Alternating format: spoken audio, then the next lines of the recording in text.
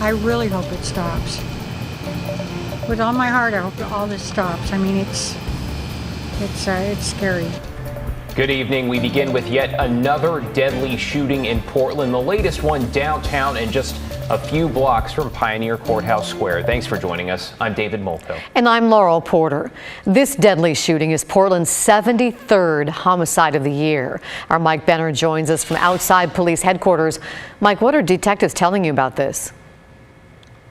Well, Laurel, because of the time and location of the shooting, some of the first officers on scene were officers working on that special new entertainment detail in the Old Town neighborhood. They and officers from Central Precinct handled the initial investigation into the shooting that's left people feeling unsettled. Late Friday morning at Southwest 4th and Washington in downtown Portland, a tiny piece of yellow crime tape is all that's left from a deadly shooting overnight. It's too close to home, isn't it? Claudia Brubaker works at Pete's Market that sits just feet from the corner officers rushed to around 2 in the morning. They were following up on reports of a shooting and found a man dead. I'm nervous, I really am. And the poor guy that was here by himself in the middle of the night by himself was very nervous. You know, I got a call at 3 o'clock in the morning. He wanted to tell somebody that he heard shots. And I think he was just scared. The man gunned down overnight is one of more than 70 people killed in Portland this year. An overwhelming majority of those due to gun violence. For people to traverse the city and be murdered is definitely a problem for the police. That's Portland Police Chief Chuck Lavelle addressing the epidemic during a sit-down interview Wednesday. The chief says one of the Bureau's top priorities is solving the city's gun-related murders. In fact, just this week, Crime Stoppers put up $2,500 rewards in exchange for information about several of them. We're talking about the shooting deaths of Aaron Folstad Martin in mid-July, Esadine Hassan in mid-September, and Nicholas Heyman in early October. It's hard, I'll tell you. For me, just personally, you're watching people in your city die, and you're trying to solve that problem with the resources you have. Back at the scene of the most recent deadly shooting in Portland, Claudia Brubaker hopes for a ceasefire of sorts. I really hope it stops. With all my heart, I hope all this stops. I mean, it's scary. Yeah, safe to say she speaks for a lot of people in Portland. In the meantime, detectives want to hear from you if you know anything about this overnight shooting or any of the unsolved shootings. Back to you. So many, it's been hard to keep track. Mike Benner downtown. Thank you, Mike. We've got more trouble tonight in Portland's Old Town. Police say a man was stabbed this afternoon near Northwest 3rd and Davis. He is expected to survive, and investigators say they may have the suspect in custody. Keep in mind, this is the same general area of Old Town that saw 2 deadly stabbings just hours apart last Friday. Today, police identified one of the victims as 53-year-old Mark Anthony Davis. They have made arrests in both those cases. Developing tonight, an Oregon man faces a long list of charges, accused of going on a wild crime spree in Hillsborough. Police say it started with an attempted carjacking at 10:30 last night in a neighborhood near the Hillsborough airport. The suspect attacked a man on Northeast Lilac Street, but wasn't able to steal their car. Then he broke into a nearby home, threatened 2 residents, slashed one of them in the arm with a knife, stole a gun, and then ran. After that, he broke into another home in the area, used that stolen gun to threaten the residents and steal their car. Police gave chase that ended when he went off the road at Shoals Ferry Road and River Road. Police say the man then got out of the car and pointed a gun at officers. Police then shot him. The suspect in all this is 40-year-old Patrick Robertson, taken to the hospital. He is expected to survive. The officers were not hurt. The attack victims in all of this will also be physically okay. Robertson faces a lot of charges, including robbery, burglary, and assault. A pedestrian has critical injuries tonight after a car hit them this morning in Portland's Overlook neighborhood. The crash happened by North Ensign Street and North Basin Avenue. No word yet on exactly what led up to it. The driver did stay on the scene and is talking with police.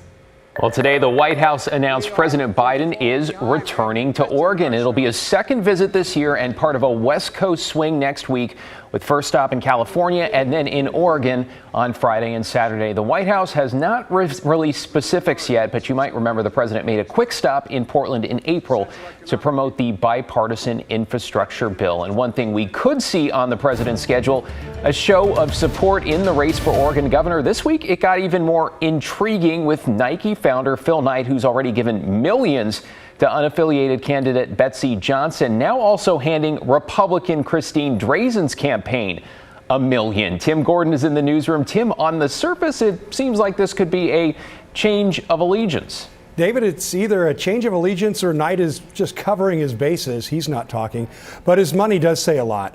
Now, we visited with some political whizzes about this today, and they agree Knight's move is probably more of a no vote on Democrat Tina Kotek than anything else. Knight's donation to the Republican candidate's cause comes as Christine Drazen has done well in recent polls, even running a couple points up on Kotek. While that is neck and neck, former state senator Betsy Johnson, running as an unaffiliated candidate, is polling a dozen points down from the other two. Well, last night they all met in Medford for a Southern Oregon debate, and Johnson took aim at Kotek a number of times. There's no love lost there. In fact, at this point in the race, all three candidates are trying to paint their rivals as extremist, according to KGW political analyst Len Bergstein. And you will see that in millions of dollars worth of ads running in the next month. Each of the candidates have got enough money to really inundate all of us with ads about this race. And so we're going to buckle up, I think, for the last couple of weeks of this campaign. Each candidate has brought in 13, 14, 16.5 million. We're just getting started. I know folks are tired of seeing ads, but sit down and get ready for it.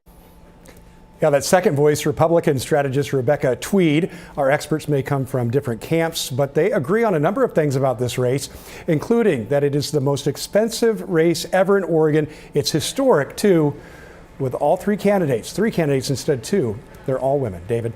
We are just getting started. 4.5 weeks to go. Thank you, Tim. Well, this evening we're taking a closer look at teens and vaping with the largest school district in Oregon now joining a lawsuit against a well-known manufacturer. Christine Pitawanich explains why. Portland Public Schools is the first and largest district in Oregon to join 1,000 other school districts across the U.S. in a lawsuit against Juul Labs, Inc. First, the health and safety and well-being of our students is our foremost priority. And like many other school districts across the country, we feel like Juul uses deceptive marketing strategies that target our youth. District spokesperson Freddie Mac says they decided to join the lawsuit due to the growing health crisis involving e-cig use among teens. Oftentimes, we're left dealing with the cost, the money, the time, resources incurred by students who become addicted. So we felt like we needed to make a strong statement to try to hold this industry accountable. And the concern is legitimate.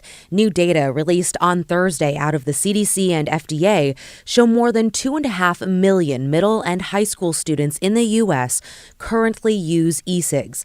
The most popular flavor? Fruit. The runner-up? Candy. The FDA and CDC analyzed data from the 2022 National Youth Tobacco Survey and found about 1 in 4 middle and high schoolers reported vaping daily. It's something health officials have said is unsafe. Back at Portland Public, it's the waiting game to see where the lawsuit goes. If we do have any monetary gains, then we fully intend to use that money to fund education, prevention, and anti-vaping enforcements to keep e-cigarettes away from our students. Christine Pitawanich, KGW News. Well, back in June, the FDA ordered Juul to stop selling its products due to a lack of data and evidence about their potential health risks. And while they are supposed to be off store shelves, the order does not prevent people from having or consuming Juul products they already own. A high school in Washington is getting attention tonight for going through a reunification drill. It's to prepare for a major disaster like a school shooting. The drill happened this week at Jackson High School in Everett. Students left class and boarded a bus and were taken to Everett's Memorial Stadium. They were met there by district staff who practiced contacting parents and assessing students after a major event. We have to plan for events that would require us to bus our students from campus. Of course, we always hope that that never happens. Volunteers played the part of parents reconnecting with their kids.